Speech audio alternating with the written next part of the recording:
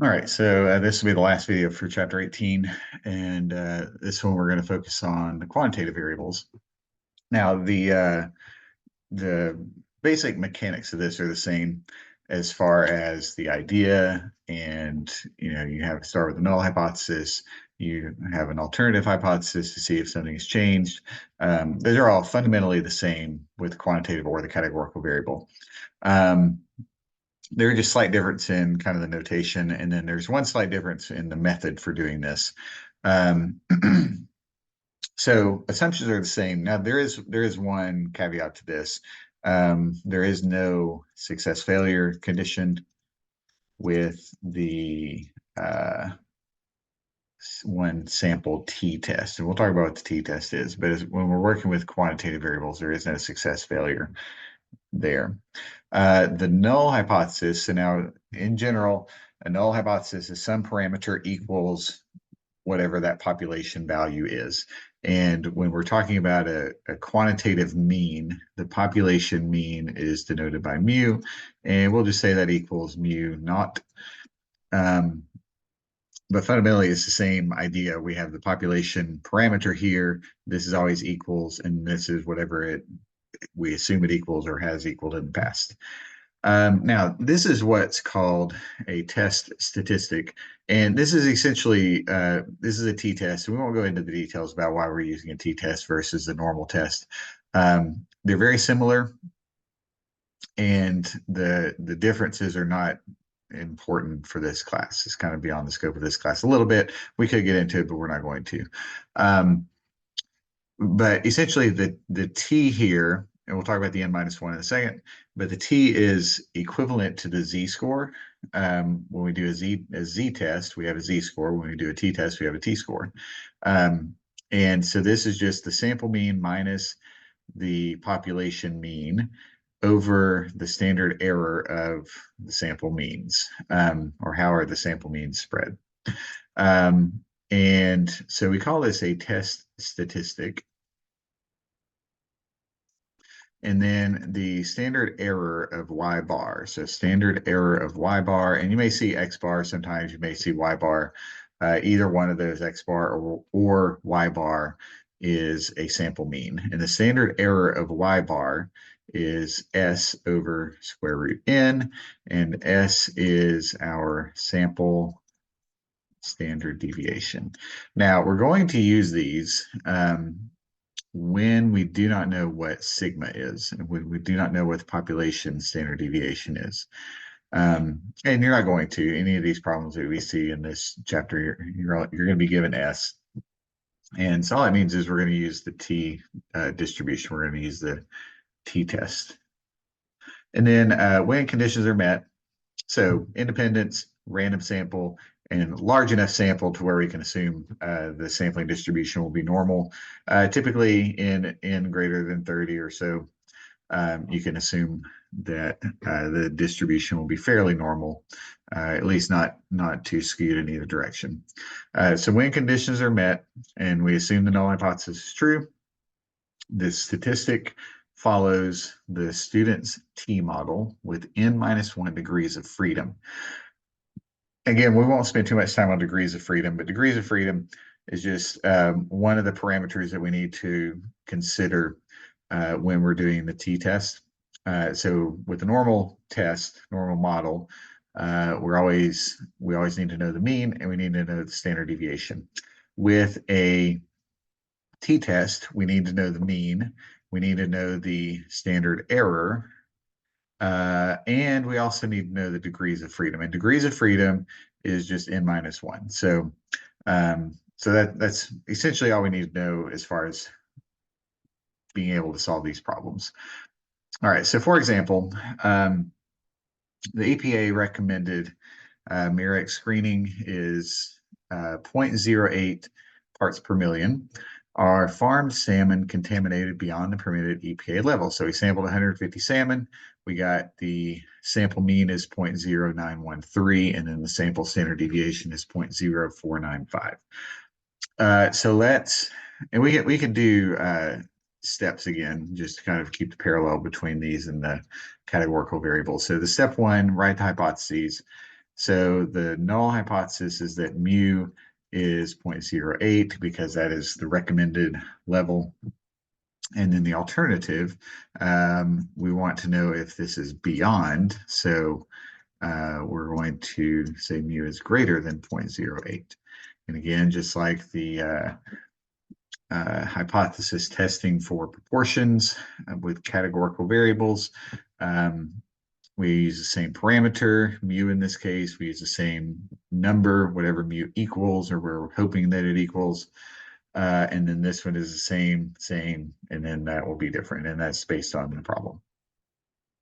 Step 2, check conditions, independence, and large sample size. So 150, it should be good. And then step 3. Now this one, just like this state hypothesis, it's essentially the same. We're using mu instead of p because it's a quantitative variable instead of a categorical variable. This one is also similar. So we're still going to find n, but if you remember, next we find p, but p is the population proportion. We don't have proportions with quantitative variables, but we do have a population mean. And so we're going to do that instead of the population proportion. And then next we had, so before it was find n, p, p hat. We don't have p hat. Now we have x bar. Actually, we'll use y bar. So y bar for the sample mean, and then standard deviation of p hat before. Now we have standard error of y bar. But you can see the parallel. So sample size, population parameter, sample statistic, and then the standard deviation. So essentially, that's broadly speaking, that's what we need to solve these problems. So n is the 150, mu is 0.08, y bar is 0.0913, and then the standard error of y bar is s, which is 0.0495 over square root n, which is 150. And we get 0.004042. Okay, so now this is where the main difference comes in when we're solving these problems. Step 4 is calculate the test statistic, which is that t formula that we had at the top. So t, or at the n minus 1, y bar minus mu over standard error.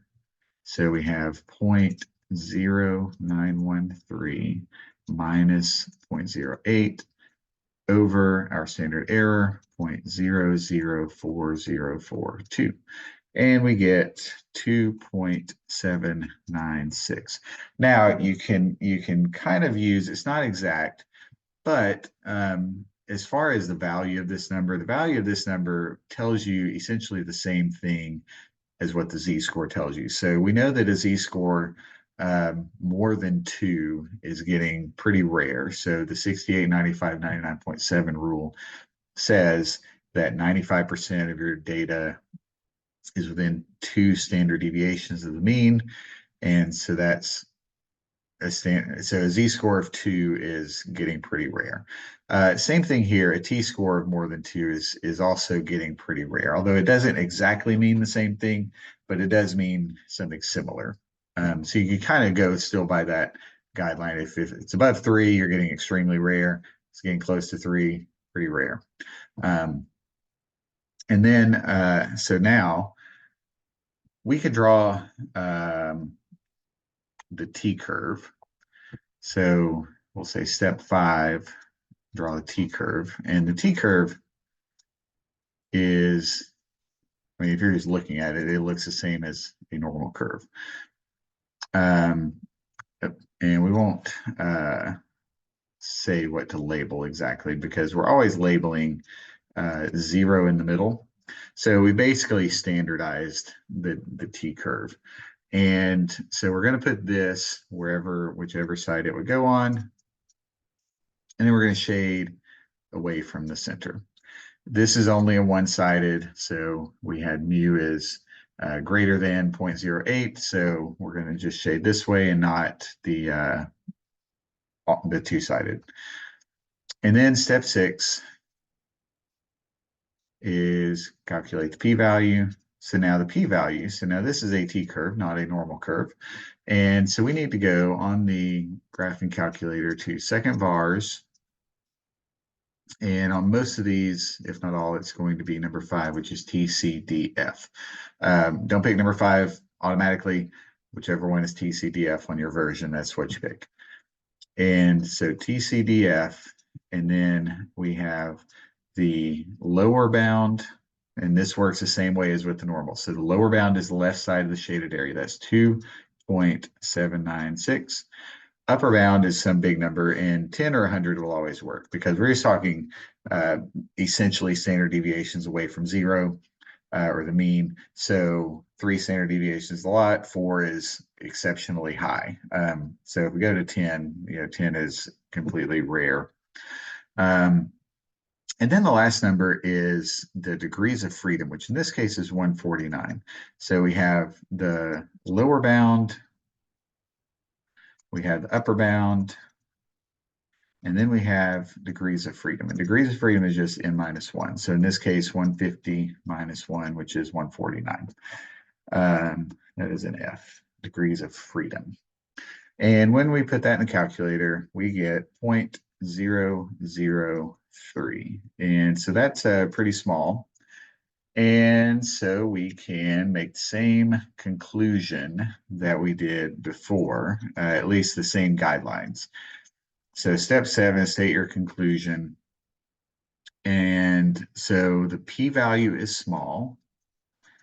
And we're just going to say the same things that we would say before. It doesn't really matter what we calculated p-value for. We're saying the same things. I mean, it means the same thing. We'll still use 5% as a cutoff. So the p-value is small. We're going to reject the null hypothesis. The null hypothesis has said that mu equals 0.08. And so there is evidence.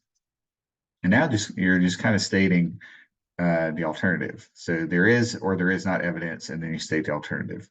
So there is evidence that the contamination level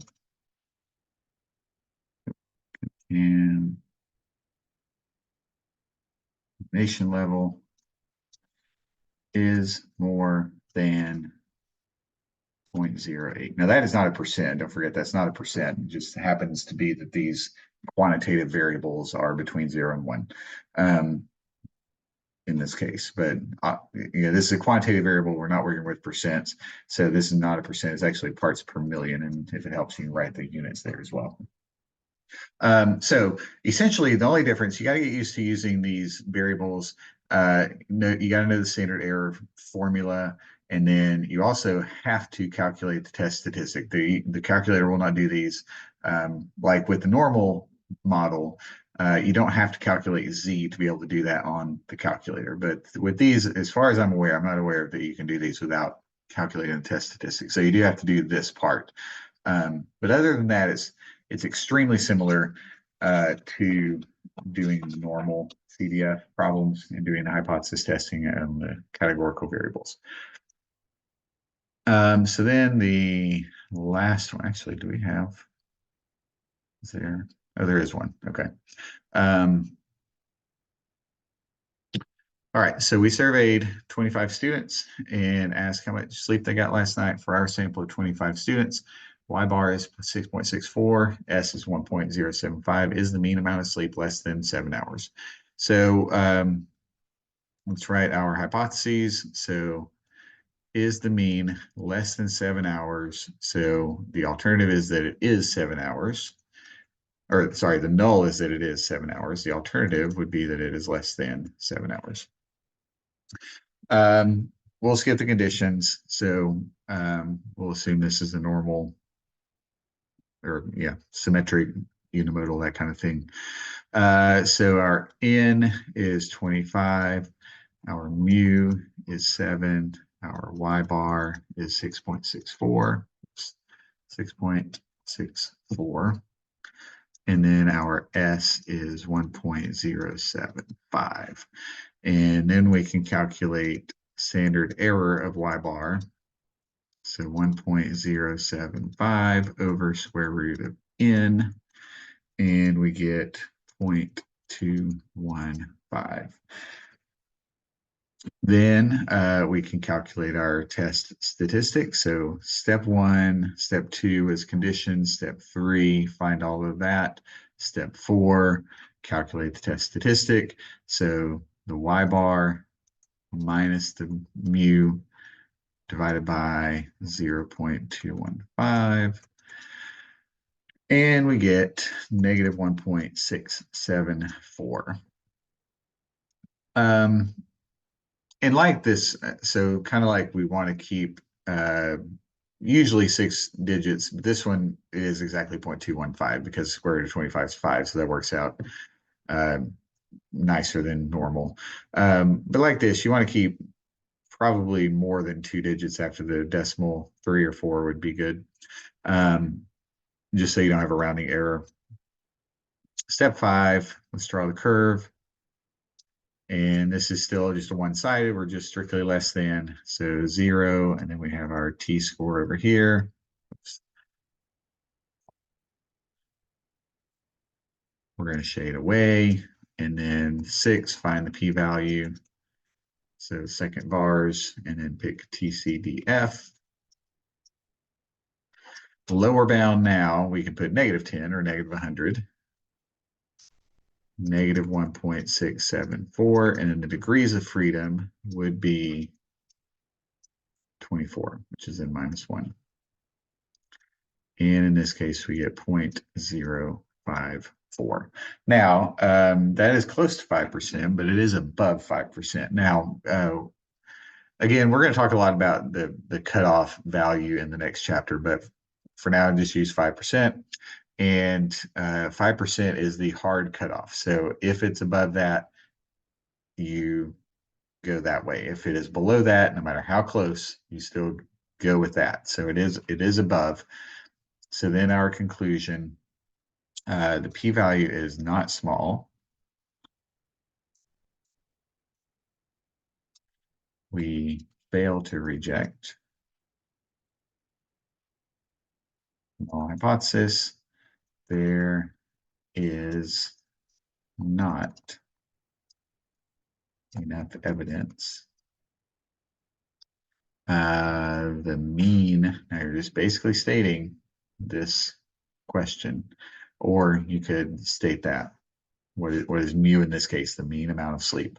There is not enough evidence. The mean amount of sleep is less than 7 hours. Okay, so again, this is just follow these steps. I know it seems like a lot. 7 steps is a lot to do a problem, but the more you do it, the easier it will get, and it really does not take that long if you get enough practice.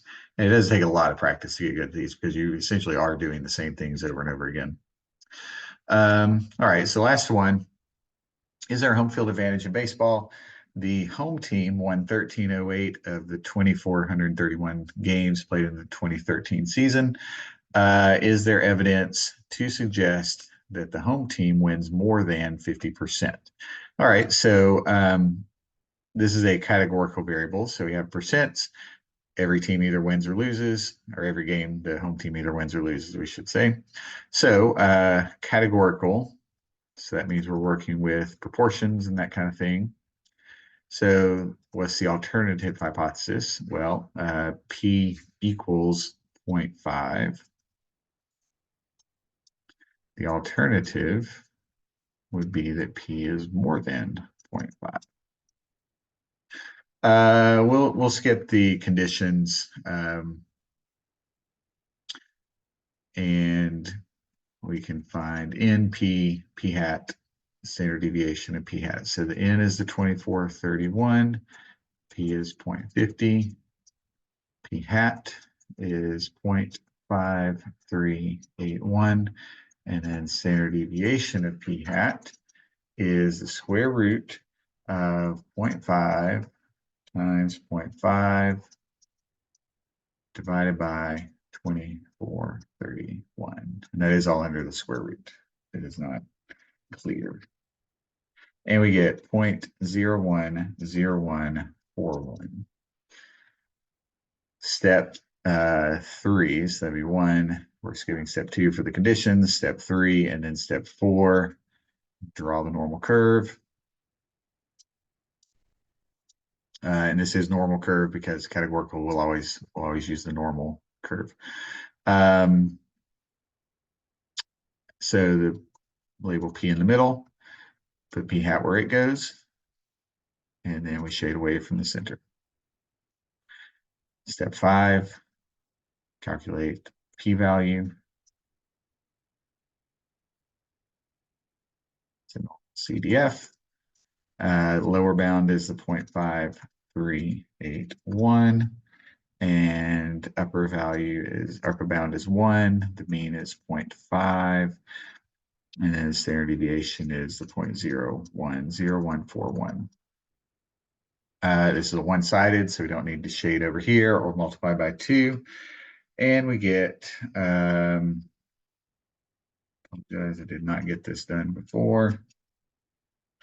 And we get, so let's write this down. 8.5999 E -5. So I think we did one of these like this before. But the E -5, again, is scientific notation. So times 10 to the -5th. We're going to move this 4 digits to the right, or 5 digits to the right. And so that means we're going to have 4 zeros. And then we'll just say 86.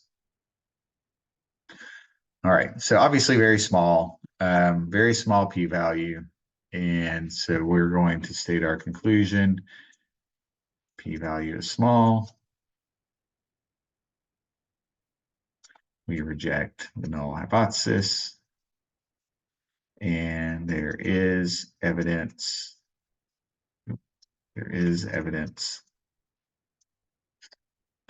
The home team wins more than 50%. Okay. So hopefully seeing a few of these examples, you can see that these are very, very, I guess, repetitive in how we're doing these. If you get the process down, these are very easy. As you know, identify if it's categorical or quantitative, and then you just follow the steps, and it's very easy once you get used to it. So if you do have any questions, feel free to email me and we'll work it out.